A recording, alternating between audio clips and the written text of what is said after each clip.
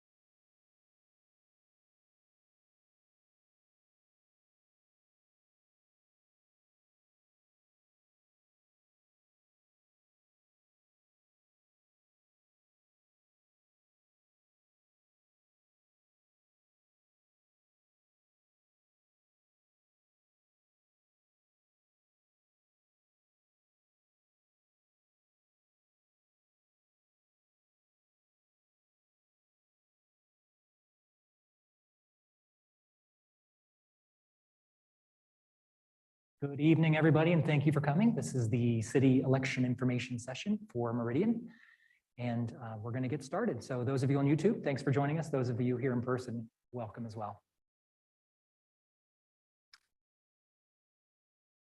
I want to kind of start out with what we're electing. Sorry for the feedback.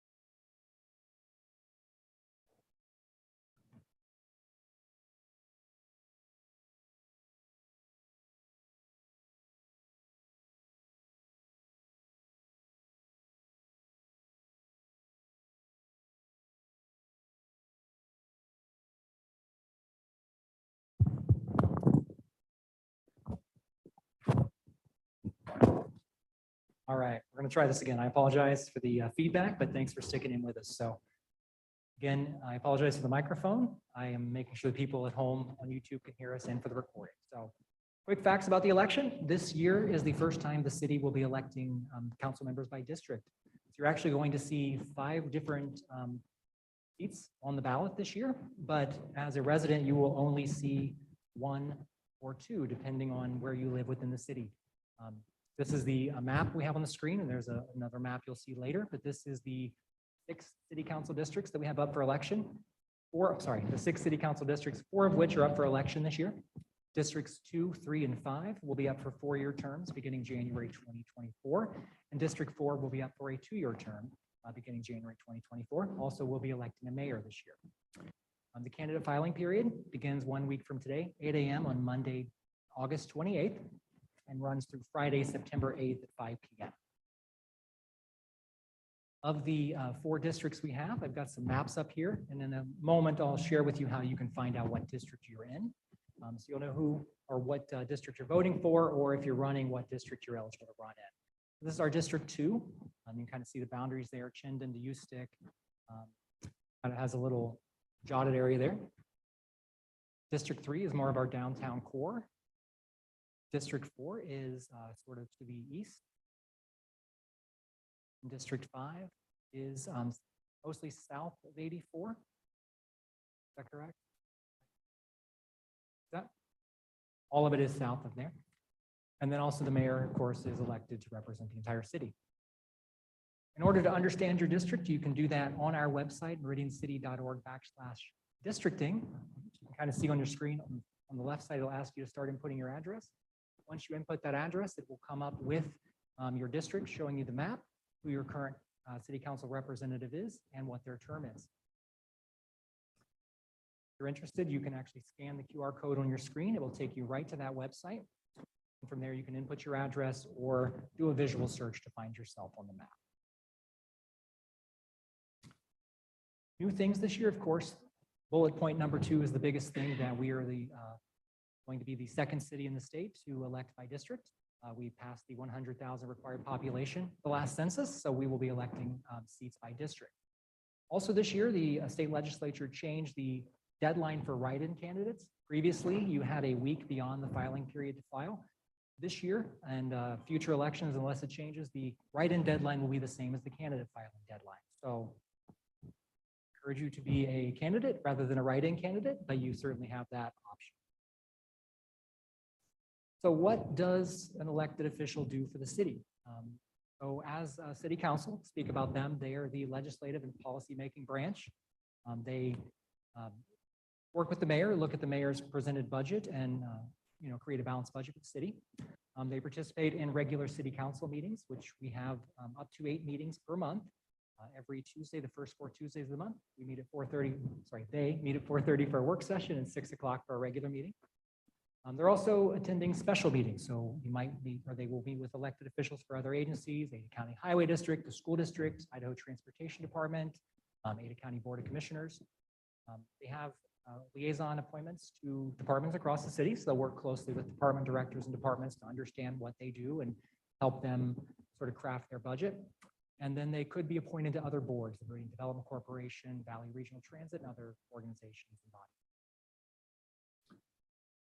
Pay is set in city code, so the pay for the year 2024 is set. City council is a part-time position, of course, although there is a lot of work into that, and it is paid at the rate of $17,335 per year. And then the mayor is paid at the rate you see on your screen in 2024, and then it changes in 2025. It increases there. Difference, of course, is mayor is a full-time position. I'm sure it's well over 40 hours per week, but that is a full-time position where council is a part-time position. The mayor and all city council members receive the same benefits of city employees. See that on the city website. I've got at the bottom, human resources, employee benefits, if you look at that link there. The only thing they do not get is they do not accrue vacation or sick leave. I have a couple guests here with us tonight. I'll turn it over to them, and they're going to kind of talk about their experience on city council. And first, I'll turn it over to Bill Neri. Thank you, Chris. So I'm going to give the old school version of being on the city council. I've been the city attorney now since 2004. I served on the city council for 3 years. Back in the early 2000s, as the city has grown and evolved, we have seen a lot of change, and we've seen a lot of change in growth. We've seen a lot of change in traffic. We've seen a lot of change in housing types, and we've seen a great deal of growth. And in the time period I was on the council, we were still developing the city. Back into 2000 census, the city's population was 35,000. And as you well know today, we're pushing 130,000 people or more in the city. So it has grown significantly So in '04, I moved over to the city attorney position. I will tell you, and I'm certainly not going to speak for Councilman Kavner. He's been on the council for a long time. It is an incredibly rewarding experience to serve your community in this capacity. If you're interested in your community, you're interested in making a difference, you're interested in being a part of what this city does, how it grows, how it evolves, what it will look like 5, 10, 15, 20 years from now, consider this as an opportunity. Again, maybe this is not the right time for you or your family, but consider this. And if this isn't the right thing, we have other opportunities to serve, whether it's commissions or committees of the city. There's plenty of times and opportunities to serve.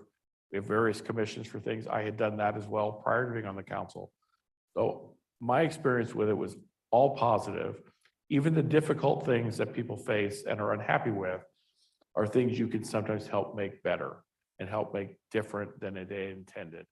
And that was the reward to me. As the city attorney now, my job is to help our current mayor and council stay both within the confines of law, deal with the precedents that we've set in the past, understand the context of where we are and what the landscape is, both legally as well as in the community, and help them make sure they give them the best information and tools to make the best decisions for the city. And with that, I will turn over the rest of the time to Councilman Luke Kavner, who's been in our city council since 2013, and he has served with great value to our community. And I appreciate him being here tonight, and he can give you the current state of being a council member. Sure. Thanks, Bill. So I'll be brief. Bill touched on something, and those that are watching in the standing room only that's here in this room, you're probably interested in running because you care about our community, and that's exactly the type of people that we want. And one of the things I'm really proud of our council is we look at ourselves as a team. We rarely all agree on any one item. I always tell our clerk when they're asking, about a meal, if you ask the council member what you want for dinner, you're going to get 7 or 8 different answers, right? So we have diversity of thought, but I think that's important and that's a benefit to our community. But we collaborate well, we work well, we advocate like cats and dogs for the positions that we believe in on Tuesday night, beg, borrow, and steal for what you think is best for Meridian. And then Wednesday, we go back working for the betterment of our community. I love that our council is diverse. We've got people who work for a living, those who own their own business. We've got council members with kids in the home, with grandkids that are involved, that are empty nesters. And I think that's important that we share a variety of perspectives as we work for our community. I really wish that every citizen could run for city council. I wish every citizen could be on the city council, because I previously worked for the city for a number of years before I came on board as a city council member. And I realized all that I didn't actually know about going into our city. And so it's a great eye-opening, while it's a very rewarding experience, it's also a very, it's a learning experience and an opportunity to learn from different perspectives and to see from other sides of our community. And so I just would encourage everybody to run. To Bill's point, if running right now isn't for you, man, find a way to get involved in a commission or a committee, or find a way to volunteer. That's kind of how I fell into this. I was volunteering, and I think that really affirms that longstanding commitment that our city council has had of being servants first.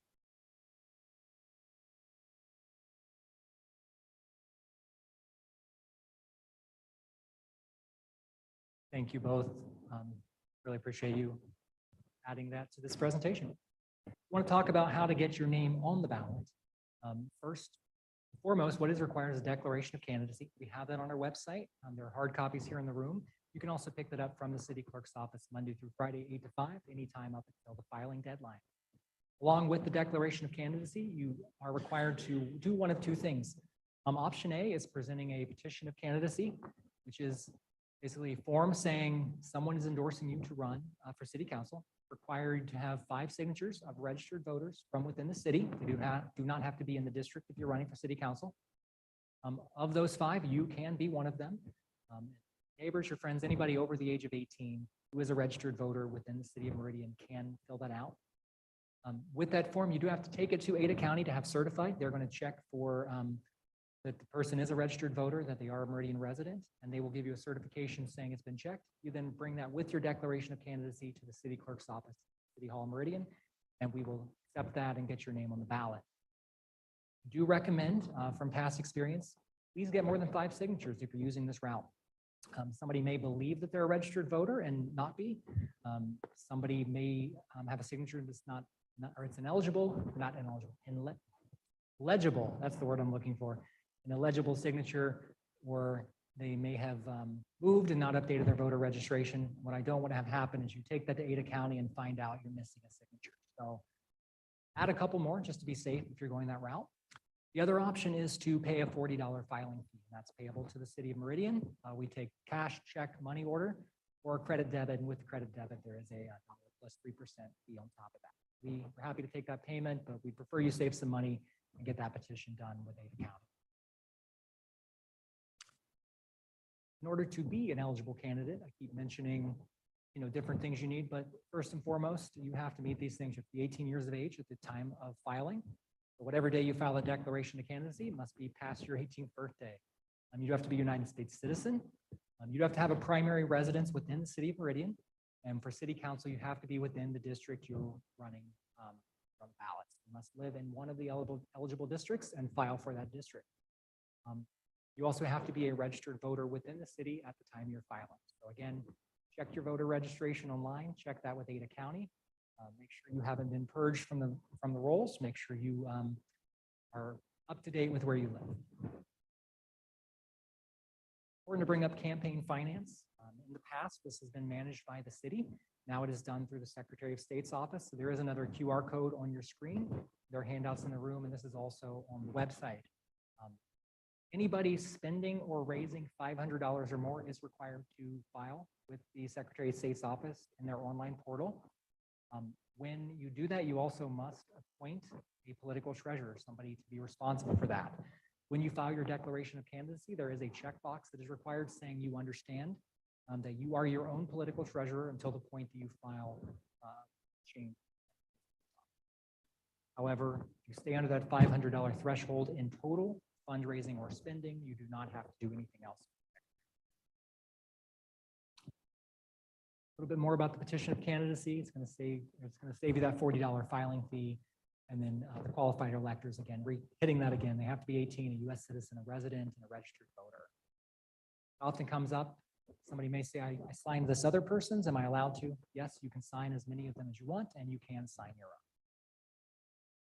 And then the declaration of candidacy, again, it's what formally puts you on the ballot. You're going to declare what district seat you're running for. You're going to verify your address against your voter registration. You'll acknowledge the campaign finance rules, certifying that the information is true and accurate, and the form must be notarized. You can get that done with any authorized notary in the state of Idaho. Everyone in my office, the city clerk's office, is a notary as well, and they'll be happy to do that for you. Talked briefly about the write-in candidate deadline. I just want to reiterate, a write-in candidate, counterintuitive to what it sounds like, has to be filed appropriately. So to be a write-in candidate, you actually have to file that you want to be a write-in candidate. 1,000 people write your name down, but you've not filed that. Those